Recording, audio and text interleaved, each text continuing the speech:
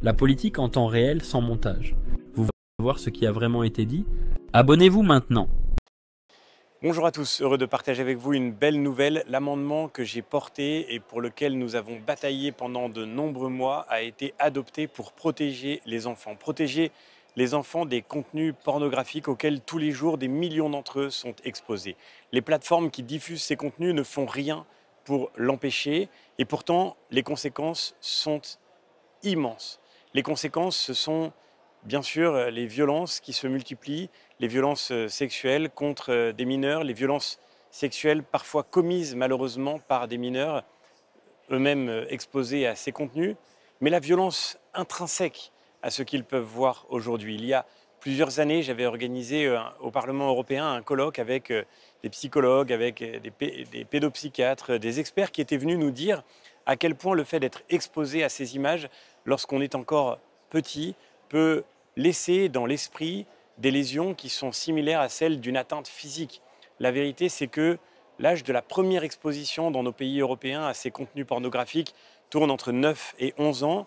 Mais derrière cette moyenne, il y a beaucoup d'enfants qui peuvent voir ces contenus pour la première fois à 5, 6, 7, 8 ans. C'est évidemment insupportable d'imaginer que tous les jours en Europe, dans nos pays, l'innocence de ces enfants est abîmée, blessée par ces contenus qui pourront parfois, pour certains d'entre eux, blesser leur vie entière. Nous avons le devoir de réagir. Depuis des années, l'Union européenne se débat avec cette question et nos pays européens essayent aussi d'agir. La France, par exemple, a tenté de faire en sorte d'interdire à ces plateformes de continuer de diffuser ces contenus sans aucun contrôle. Le fait est qu'aujourd'hui, elles se réfugient derrière le droit européen, derrière le droit notamment de la directive e-commerce qui leur permet d'invoquer le principe du pays d'origine pour refuser de se soumettre aux injonctions qui ont été envoyées ces dernières années par l'Arcom, par le gouvernement, par le Conseil d'État et qui n'ont pourtant eu aucun effet véritable. Nous voyons bien que nous sommes au cœur d'un débat infiniment actuel qui a mis bien trop de temps à arriver jusque-là.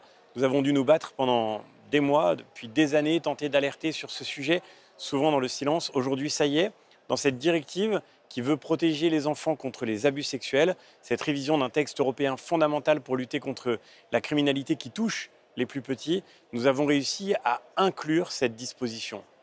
Désormais, le comportement de cette plateforme ne relèvera plus du droit commercial, mais relèvera de ce qu'il doit représenter, du droit pénal, car il doit être pénalement répréhensible de porter ainsi atteinte à l'intégrité psychologique des enfants en ne faisant rien pour sortir de cette situation qui, tous les jours, fait des victimes.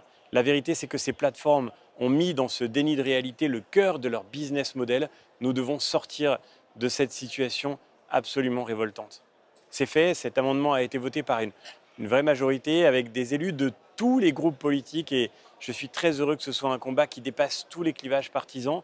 Il aura fallu surmonter bien des résistances pour certaines idéologiques, pour d'autres de préoccupations techniques. La vérité, c'est que ce devoir est notre exigence à tous. Si nous voulons que l'Europe soit fidèle à sa mission, elle doit commencer par protéger les plus petits, par protéger les enfants, par rendre une enfance aux enfants. Et c'est ce qu'à travers cet amendement, nous aurons aujourd'hui permis. Reste encore à faire en sorte que les États membres se rangent à cet avis. Nous allons maintenant voir s'engager les trilogues, la dernière phase de négociation sur ce texte.